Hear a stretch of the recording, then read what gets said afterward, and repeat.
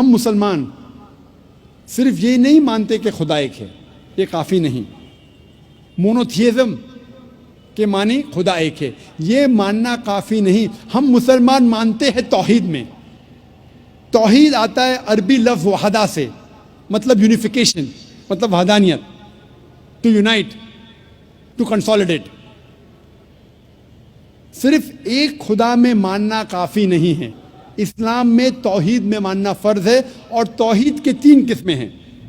پہلا ہے توحید ربوبیہ، دوسرا ہے توحید الاسماء و صفات، اور تیسرا ہے توحید العبادہ. پہلی قسم ہے توحید ربوبیہ، مطلب ساری کائنات کا رب ایک ہے، اور جتنی بھی چیزیں کائنات میں ہیں ساری چیزوں کو ضرورت ہے اس رب کی، لیکن اس رب کو کوئی بھی چیز کی ضرورت نہیں. Everything is dependent on ہم، but he is independent of anything and everything in this world. اسے کہتے ہیں توحید ربوبیہ. ہم مانتے ہیں کہ ہمارا خالق، ہمارا رب، ہمارا پالنے والا صرف ایک ہی رب ہے، اور ساری چیزیں جو کائنات میں ہیں ان کو ضرورت ہے اس رب کی، اور اس رب کو ہماری ضرورت نہیں. کوئی بھی چیز کائنات میں اس کو ضرورت نہیں. دوسری قسم ہے توحید الاسماء و صفات، مطلب خدا، اللہ کی صفات اور اللہ کے نام. اس توحید الاسماء و صفات کے 5 نقطے ہیں. پہلا نقطہ ہے کہ اللہ کو اس طریقے سے ڈسکرائب کرنا چاہیے. جب اللہ کے بارے میں آپ کہتے ہیں تو اس طریقے سے کہو جس طریقے سے اللہ اور اللہ کے رسول نے کہا. ہم اپنے دماغ سے اللہ کو ڈسکرائب نہیں کر سکتے. جس طریقے سے اللہ اور اللہ کے رسول محمد صلی اللہ علیہ وسلم نے اللہ کے بارے میں ذکر کرا اسی طریقے سے ہم کہہ سکتے. ہم اپنے دماغ سے اللہ کو ڈسکرائب نہیں کر سکتے. دوسرا نقطہ، اللہ کی صفات وہی ہے جو اللہ نے اپنے آپ کو کہا یا اللہ کے رسول نے کہا. آپ اپنے آپ اللہ کو صفات نہیں دے سکتے. مثال کے طور پہ قرآن میں لکھا ہے کہ اللہ کو غصہ آتا ہے. ہم یہ نہیں کہہ سکتے اللہ کی صفات الغاضب، غصہ ہونے والا. اللہ غصہ ہوتا ہے، لیکن اللہ یا اللہ کے رسول نے کبھی بھی نہیں کہا کہ اللہ کی صفات ہے غصہ ہونے والا الغاضب. یہ غلط ہے. صرف وہ صفات دینا چاہیے جو اللہ اور اللہ کے رسول نے دی. اللہ اور اللہ کے رسول نے جو نام اللہ کو دیا ہے صرف اس سے ہم پکار سکتے ہیں. تیسرا نقطہ، جو اللہ کی مخلوقات کی صفات ہے وہ ہم اللہ کو نہیں دے سکتے. ہم یہ نہیں کہہ سکتے کہ اللہ سبحانہ و تعالی جھوٹ بولتا ہے. جھوٹ بولنا انسان کی صفت ہے. ہم یہ نہیں کہہ سکتے کہ اللہ سبحانہ و تعالی بھول گیا. بھولنا اللہ کی مخلوق انسان کی صفت ہے.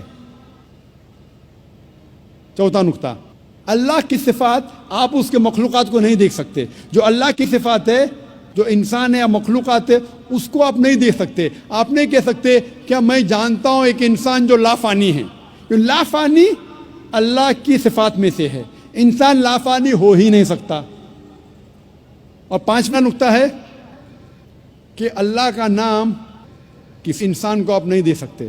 اگر دینا چاہتے ہیں اس کے آگے عبد لگانا ضروری ہے.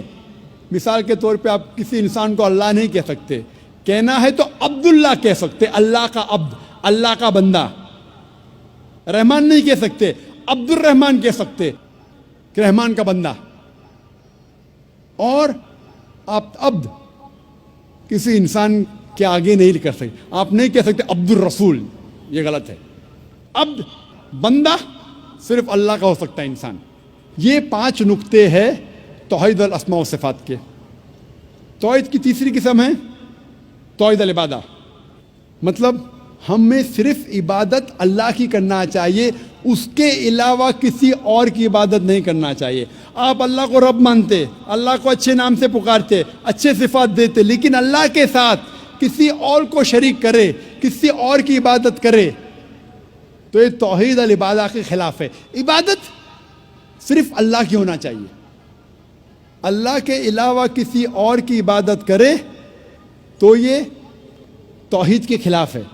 اسی لیے قرآن مجید میں لکھا ہے سورہ یونس میں سورہ نمبر 10 آیت نمبر 31 میں کہا جاتا ہے مشرکوں کے بارے میں، جب آپ مشرکوں سے پوچھیں گے کہ اس کائنات میں ساری چیزیں کس نے بنائی، آسمان اور زمین کے بیچ میں، اس کائنات میں سننے کی قوت کس کی ہے، کون وہ شخص ہے جو سب سے پاورفل ہے، اس کائنات میں کون ہے جو مردوں میں جان ڈالتا ہے اور زندوں کو موت دیتا ہے، اس کائنات میں سب سے پاورفل کون ہے، یہ مشرک کہیں گے اللہ۔ پھر آپ اللہ کے ساتھ دوسروں کو شریک کیوں کرتے؟ یہ آیت میں سورہ یونس میں سورہ نمبر 10 آیت نمبر 31 میں مشرک مانتے تھے توحید ربوبیہ میں کہ اللہ رب ہے، مانتے تھے توحید الاسماء صفات، اچھے صفات، لیکن اللہ کو ماننے کے علاوہ دوسروں کی بھی عبادت کرتے تھے، انہیں کہا گیا ہے مشرک۔ یہ پیغام دہرایا گیا سورہ زخرف میں سورہ نمبر 43 آیت نمبر 87 میں، جب آپ ان سے پوچھیں گے ان مشرکوں سے کہ آپ کا خالق کون، وہ کہیں گے اللہ، تو آپ اللہ کے علاوہ دوسروں کی عبادت کیوں کرتے؟ یہ مشرک مانتے تھے کہ ہمارا خالق اللہ ہے، لیکن اللہ کے ساتھ دوسروں کی عبادت کرتے۔ اسی لیے اللہ تعالیٰ فرماتے ہیں سورہ یوسف میں سورہ نمبر 12 آیت نمبر 106 میں کہ اکثر لوگ اللہ کی عبادت نہیں کرتے دوسروں کو شریک کرنے کے بغیر، یعنی اکثر جو لوگ اللہ کی عبادت کرتے ہیں اللہ کے ساتھ دوسرے کی بھی عبادت کرتے ہیں۔ مطلب انسان اکثر جو اللہ کی عبادت کرتے ہیں، خدا کی عبادت کرتے، ایشور کی عبادت کرتے ہیں، اس خدا کے ساتھ دوسروں کو بھی شریک کرتے ہیں، دوسرے کی بھی عبادت کرتے ہیں۔ اور اگر اس توحید میں ان تینوں قسموں میں سے ایک بھی قسم کا آپ پالن نہیں کریں گے، ایک بھی قسم کو توڑتے ہیں، تو اسے عربی میں کہتے ہیں شرک۔ شرک مطلب پارٹنر، کسی کو شریک کرنا، اور شریعتاً شرک مطلب اللہ کے ساتھ کسی اور کی عبادت کرنا، اللہ کے ساتھ کسی اور کو شریک کرنا، اسے کہتے ہیں عربی میں شرک۔ اور قرآن مجید میں صاف طور پہ لکھا ہے سورہ نساء میں سورہ نمبر 4 آیت نمبر 48 میں، اور سورہ نساء سورہ نمبر 4 آیت نمبر 116 میں کہ اللہ سبحانہ و تعالیٰ اگر چاہے تو آپ کے کوئی بھی گناہ کو معاف کر سکتا ہے، لیکن شرک کو کبھی بھی نہیں معاف کرے گا، کیونکہ جو انسان شرک کرتا ہے وہ بہت بڑا گناہ کرتا ہے اور بہت دور تک بھٹک چکا ہے۔ اسی لیے شرک قرآن مجید میں اور اسلام میں سب سے بڑا گناہ ہے جو اللہ سبحانہ و تعالیٰ کبھی بھی نہیں معاف کرے گا۔ اگر آپ نے شرک کیا اور مرنے کے پہلے توبہ نہیں کی، اگر آپ مشرکانہ حالت میں مرے تو آپ کے لیے جہنم 100%۔ شرک کے علاوہ دوسرا کوئی بھی گناہ کرے آپ، اگر اللہ چاہے تو معاف کر سکتا ہے۔ اگر آپ نے شرک کیے تو آپ ضرور توبہ کیجئے، شرک کرنا بند کیجئے، انشاءاللہ آپ جنت میں جا سکتے ہیں۔ لیکن اگر شرک کی حالت میں مرے تو اللہ سبحانہ و تعالی، خدا ایشور، آپ کو کبھی بھی نہیں معاف فرمائیں گا۔ اسی لیے قرآن مجید میں لکھا ہے، جو میں نے اس تقریر کے شروع میں تلاوت کی، اس آیت کی جسے میں ماسٹر کی کہتا ہوں، سارے تالوں کو کھولنے والی چابی، سورہ عمران سورہ نمبر 3 آیت نمبر 64 میں لکھا ہے، تعالوا الی کلمۃ سواء بیننا و بینکم، آؤ اس بات کی طرف جو آپ اور ہم میں یکساں ہے۔ تعالوا الی کلمۃ سواء بیننا و بینکم، آؤ اس بات کی طرف جو آپ اور ہم میں یکساں ہے۔ سب سے پہلی بات، اللہ نعبد الا اللہ، کہ ہم صرف اللہ کی عبادت کریں۔ میں نے یہ نہیں کہا کہ صرف اللہ میں مانو، صرف اللہ میں ماننا کافی نہیں ہے، اللہ نعبد الا اللہ، کہ ہم صرف اللہ کی عبادت کریں۔ اللہ کو ماننا کافی نہیں، اللہ کی عبادت صرف کرنا چاہیے، وہ ضروری ہے۔ وَلَا نُشْرِكَ بِهِ شَيْئًا، ہم اللہ کے ساتھ کسی اور کو شریک نہ کرے۔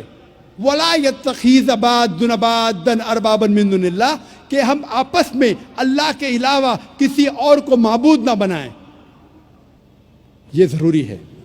وَلَا نُشْرِكَ بِهِ شَيْئًا وَلَا يَتَّخِذَ بَعْضُنَا بَعْضًا أَرْبَابًا مِّن دُونِ اللَّهِ فَإِن تَوَلَّوْا فَقُولُوا اشْهَدُوا بِأَنَّا مُسْلِمُونَ، اور اگر اس کے بعد وہ لوگ نہیں مانتے تو ہم گواہی دیتے ہیں کہ ہم مسلمان ہیں، ہم اللہ کی عبادت کرتے ہیں اور اللہ کا کہنا مانتے ہیں۔ یہی پیغام عیسیٰ علیہ السلام نے دیا۔ قرآن مجید میں لکھا ہے سورہ مائدہ میں سورہ نمبر 5 آیت نمبر 72 میں، لَقَدْ كَفَرَ الَّذِينَ قَالُوا إِنَّ اللَّهَ هُوَ الْمَسِيحُ ابْنُ مَرْیَمَ، وہ لوگ کفر کر رہے ہیں جو لوگ کہتے ہیں کیا عیسیٰ علیہ السلام ابن مریم اللہ ہے، وہ لوگ کفر کر رہے۔